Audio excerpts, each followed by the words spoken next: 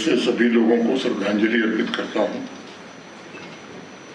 अभी आपके समक्ष लगभग 50 लोगों को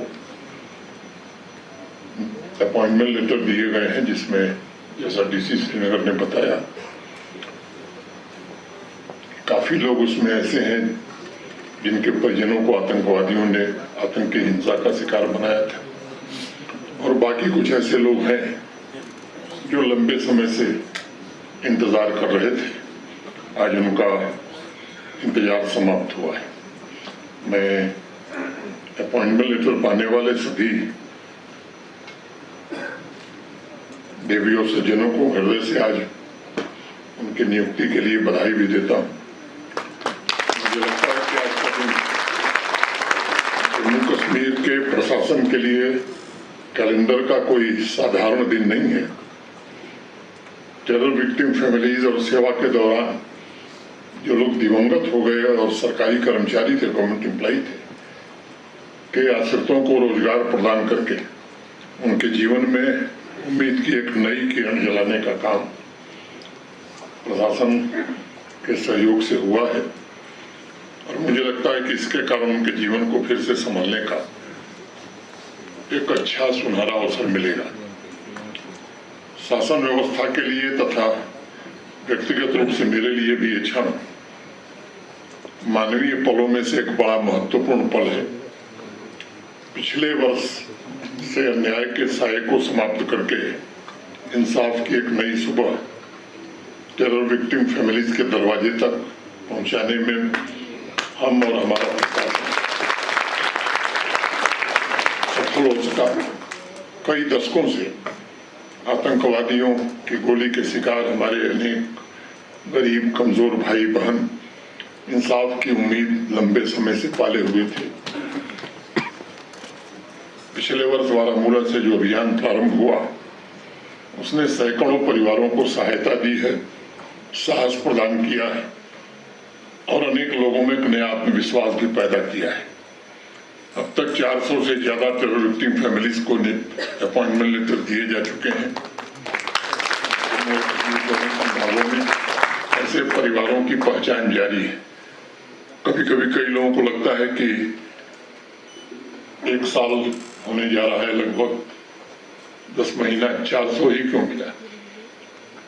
ऐसे भी अनेक लोग इस कोशिश में लगे हुए हैं कि किसी तरह उन्हें भी उसी श्रेणी में मान लिया जाए। मैं आभारी हूं प्रमुख सचिव गृह का, जिन्होंने बहुत ही एक ट्रांसपेरेंट सिस्टम बनाया हुआ है, जिसके कारण और हमारे जिले स्तर पर भी डीसी एसएसपी एक एप्लीकेशन की बारीकी से जांच करके इस प्रक्रिया को आगे बढ़ाते हैं, क्योंकि ये बात सबको समझनी चाहिए कि वाजिब जेन्युइन अपॉइंटमेंट लेटर 400 दिए गए हैं, उसकी चर्चा होती है, लेकिन अगर एक गलत नियुक्त अपॉइंटमेंट लेटर मिला तो उसकी चर्चा यही नहीं पूरे देश में उससे ज्यादा होती है। तो इसका ध्यान बराबर रखा जा रहा है। कश्मीरी में कहावत है, इंसाफ 6 न सुई लफ्ज इम कागजास पैठ लिखान, इंसाफ 6 सुई उजाला इम अधेरी दिलन मंज गास करान। ये सच है कि इंसाफ केवल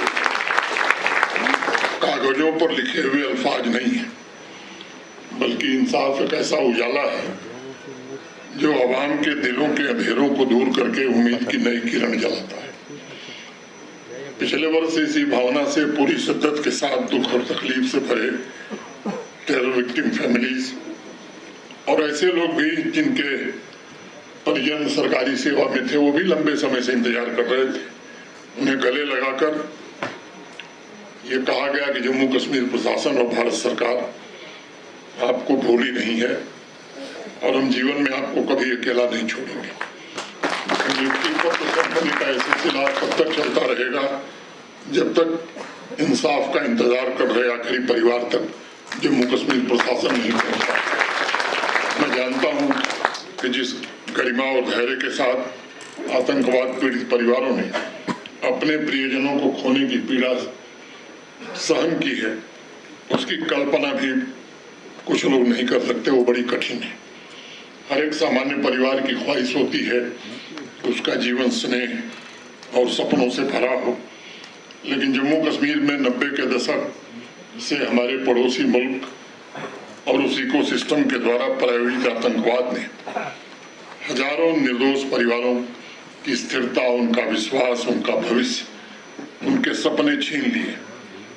मैं मानता हूं कि टेरर विक्टिम फैमिलीज को इंसाफ दिलाने के अभियान द्वारा जम्मू कश्मीर प्रशासन ने ऐसे परिवारों को उनका भविष्य वापस सौंपने का एक गुरुतर दायित्व का निर्वहन किया है। एक बड़े मशहूर शायर हुए हिंदी में दुष्यंत कुमार, उनकी दो पंक्तियां मुझे ध्यान में आ रही हैं कि हो गई है पीर परवसी, पिघलनी चाहिए, इस हिमालय से कोई गंगा निकलनी चाहिए। मैं मानता हूं कि जम्मू कश्मीर में इंसाफ की यह गंगा वितस्ता के दर्द को समझकर अनेक लोगों के आंसू पोंछने का काम कर रही है, और इसलिए मैं इसे केवल प्रशासनिक कर्तव्य नहीं बल्कि हम सबका सामूहिक नैतिक दायित्व भी मानता हूं। मुझे याद है गत वर्ष अमरनाथ यात्रा शुरू होने वाली थी अनंतनाग में, मैं कई टेरर विक्टिम फैमिली से मिला था और उनके आश्रितों, निकटतम संबंधियों को फिर से रिहेबिलिटेट करने का भरोसा दिया था। तब से ये केवल एक प्रशासनिक प्रक्रिया नहीं है, वह केवल कागजों पर हस्ताक्षर करने, फाइलों को आगे बढ़ाने या कुछ सरकारी पदों को भरने का विषय नहीं है। उसके पीछे इंसाफ की एक गहरी भावना है। सालों से आतंकवाद के शिकार ऐसे परिवार सिर्फ संवेदना के सहारे जीवन काट रहे थे। इस पूरी प्रक्रिया प्रोसेस के पीछे एक लक्ष्य हम सबका है, और हमने सुनिश्चित करना था कि कोई भी आतंकवाद पीड़ित परिवार उपेक्षा की दरारों में गिरकर आवाम और प्रशासन की नजरों से दूर न हो। इसलिए मैं इन नियुक्ति पत्र को, अपॉइंटमेंट लेटर्स को दया और उपकार के रूप में नहीं देखता हूँ, बल्कि इंसाफ है ये, और आज का कार्यक्रम उसी इंसाफ का जीवंत प्रमाण है। यहाँ उपस्थित सभी परिवारों से मैं कहना चाहता हूँ कि आपकी पीड़ा और लंबे इंतजार की वजह से आपको जो तकलीफ हुई है उसको हम सब बखूबी महसूस करते हैं, समझते हैं, और मैं आपको भरोसा देता हूं कि आतंकवाद के जिस इकोसिस्टम में आपको कभी न भरने वाले जख्म दिए हैं, उन्हें भी जम्मू कश्मीर पुलिस और सिक्योरिटी फोर्सेस और पूरा प्रशासन हमारा ऐसा दंड देने में लगा हुआ है कि उनकी आने वाली नस्लें भी सदैव याद रखेंगी। मैं कई अवसरों पर इस बात को कहा हूं कि जिन आतंकवाद पीड़ित परिवारों की जमीन या घर पर कब्जा किया गया है उसे भी मुक्त कराना ये प्रशासन की जिम्मेदारी है। और मैं प्रमुख सचिव गृह से निवेदन करूंगा कि आपने जो वेबसाइट लॉन्च की है उस पर जो इस तरह के मामले हैं एक बार उनका रिव्यू होना चाहिए, फिर हम सब बैठ करके उसमें क्या कार्रवाई हुई है, किस मामले में जांच कहाँ तक पहुंची, कौन सा मामला कहाँ है, एक बार आप हफ्ता 10 दिन में इसका रिव्यू कर लें तो फिर इसको भी आगे बढ़ाया जाएगा। मैं जानता हूं कि कई ऐसे टेरर विक्टिम फैमिलीज में लोग अभी भी हैं, 13 साल की उम्र में, 12 साल की उम्र में आतंकवादियों ने उनकी हत्या कर दी। अब उनका कोई निकट परिजन नहीं है, लेकिन जो उनके परिवार में लोग हैं वो भी काफी तकलीफ से गुजर रहे हैं। ऐसे कई लोगों को मैं जानता हूं जिनकी आंख की रोशनी चली गई आतंकवादियों की गोली के कारण। अनेक ऐसे लोग हैं जो पूरी तरह अपंग हो गए। ऐसे अनेक परिवारों की एक विस्तृत सूची हमारे सहयोगियों ने बना करके मुझे सौंपी है। आज के कार्यक्रम के बाद उन्हें कैसे रिहेबिलिटेट करना है, इस पर क्या किया जा सकता है, प्रशासन के अपने वरिष्ठ सहयोगियों के साथ में चर्चा करूंगा। फिर उस मसले को भी, जैसा पिछली बार मैंने कहा था कि जिनके पास आवास नहीं है उनके आवास बनवाने का काम हम अप्रैल में प्रारंभ करेंगे, वो भी सूची तैयार है और वो काम अप्रैल महीने के अंत में हम लोग प्रारंभ करेंगे। आदरणीय प्रधानमंत्री श्रीमान नरेंद्र मोदी जी के मार्गदर्शन में पिछले 5-6 वर्षों में जितने भी इनिशिएटिव लिए गए हैं उनका एक व्यापक उद्देश्य रहा है कि एक ऐसे जम्मू कश्मीर का निर्माण हो सके जो अपने अतीत की पीड़ा से परिभाषित न हो बल्कि आत्मविश्वास से भरा हुआ। 5-6 वर्षों में हम सबने भी एक ऐसे जम्मू कश्मीर को विकसित करने का प्रयास किया है जो अपनी शक्ति को अतीत के संघर्षों से नहीं बल्कि अपनी सपनों की ऊंचाई से मापने का काम कर रहा है। एक ऐसी व्यवस्था निर्मित करने का प्रयास हुआ है जो सामाजिक न्याय, गरिमा और समान अवसरों पर आधारित हो। हमारे प्रशासन के सहयोगियों से भी मैं बराबर चर्चा करता रहा कि आवाम के प्रति व्यवहार में सम्मान और गरिमा ये जब नजर आती है तो मुझे लगता है कि इसका इम्पैक्ट जमीन पर बहुत होता है। सामान्य नागरिक प्रदर्शन नहीं बल्कि परिणाम की अपेक्षा रखता है। जम्मू कश्मीर का हर नौजवान अपने अंदर अद्भुत संभावनाएं लिए चल रहा है और ये हम सबका सामूहिक दायित्व है कि उन संभावनाओं को कैसे शक्ति दी जा सके, वो संभावनाएं बुझ न सकें। हमें मिलकर के ये प्रयत्न करना होगा कि जम्मू कश्मीर का नौजवान, यहाँ की बच्चियां भविष्य को नया आकार दे सकें और जम्मू कश्मीर की सुनहरी किस्मत लिखने में पूरी तरह से कामयाब हो सकें। ये सच है कि पिछले 5-6 वर्षों में जो यात्रा है जम्मू कश्मीर की, अगर उस पर विचार आप करेंगे तो मेरी राय से सहमत होंगे कि इस वर्ष भी संघ लोक सेवा आयोग मैंने यूनियन पब्लिक सर्विस कमीशन में भी 16 बच्चे जम्मू कश्मीर से चुने गए हैं। ये सिलसिला पिछले 4-5 वर्षों से तेज गति से आगे बढ़ रहा है।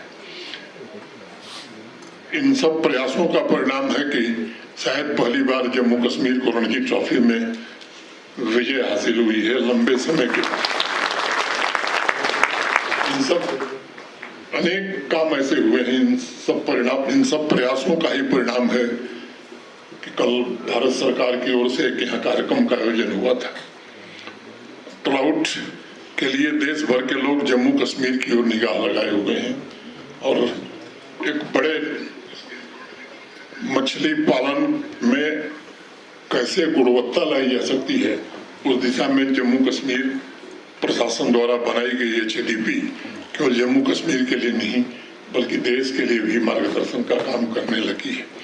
अनेक इस तरह के काम हुए हैं और मैं बार बार कहता हूं किसी भी क्षेत्र का विकास केवल आर्थिक समृद्धि से नहीं बल्कि वहां के नागरिकों का जीवन स्तर कैसा है इस पर निर्भर करता है। मैं फिर से प्रशासन के अपने सभी वरिष्ठ सहयोगियों के प्रति हृदय से आभार व्यक्त करता हूं जिन्होंने पूरी जिम्मेदारी के साथ इस काम को आगे बढ़ाया है और कोशिशें हैं।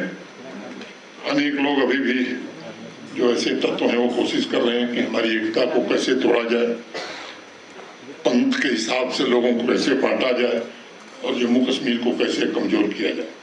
इस बात को हमें बराबर याद रखना होगा कि सबसे पहले हम भारतवासी हैं और इस भारतवर्ष की तरक्की, इसी भारतवर्ष के अमन के लिए हम सबको जीना और मरना भी है। मुझे लगता है कि जम्मू कश्मीर निश्चित रूप से भारतवर्ष की समृद्धि के साथ जम्मू कश्मीर की समृद्धि, भारतवर्ष के विकास के साथ जम्मू कश्मीर का विकास ये जुड़ा हुआ है। मैं सभी अपने प्रशासन के सहयोगियों से जरूर याद करूंगा कि हम सबको मिलकर के सुनिश्चित करना है कि जम्मू कश्मीर का हर परिवार, आवाम सरकार की संस्थाओं पर पूरा भरोसा करे और इस भरोसे को हम और कैसे मजबूत कर सकते हैं। माननीय प्रधानमंत्री जी का जो मूल मंत्र है जीरो टॉलरेंस टू टेररिज्म, उस पर चलते हुए आतंकवाद के खिलाफ निर्णायक, सख्त और त्वरित कार्रवाई जारी रहेगी। मैं इस कार्य में भी जो यहाँ सभागार में आम नागरिक उपस्थित थे उनसे भी मैं निवेदन करना चाहता हूँ कि इसमें आपके सहयोग की भी अपेक्षा हम रखते हैं। हमें ऐसे तत्वों का सामाजिक बहिष्कार करना होगा जो अलगाववाद और आतंकवाद के इकोसिस्टम को आज भी पाल रहे हैं। ऐसे तत्वों को मुंहतोड़ जवाब देने का काम पुलिस, सिक्योरिटी फोर्सेस, सेना कर रही है, लेकिन उनके सपने कभी न पूरा हो सके इसके लिए मैं आवाम से भी निवेदन करूंगा कि आपको भी ऐसे लोगों को पहचानना, उनका सामाजिक बहिष्कार करना और प्रशासन की मदद करना, ये आपकी भी नैतिक जिम्मेदारी है। अंत में अपनी बात पूरी करने से पहले मैं कहना चाहता हूं कि जिन परिवारों को आज ये अपॉइंटमेंट लेटर प्राप्त हुए हैं, उनके लिए एक नई जीवन की यात्रा प्रारंभ हुई है। ईद से पहले ईद का ये एक तोहफा है जो जम्मू कश्मीर प्रशासन ने आपको स्कूल किया है। मुझे विश्वास है कि आपका जीवन भविष्य में बेहतर होगा। आप सभी नई ऊर्जा, नई ताकत से विकसित जम्मू कश्मीर और विकसित भारत के निर्माण में जुटेंगे। आप सभी को ईद की अग्रिम बधाई देते हुए, ईद मुबारक कहते हुए मैं अपनी बात पूरी करता हूँ। बहुत बहुत धन्यवाद। जय हिंद, जय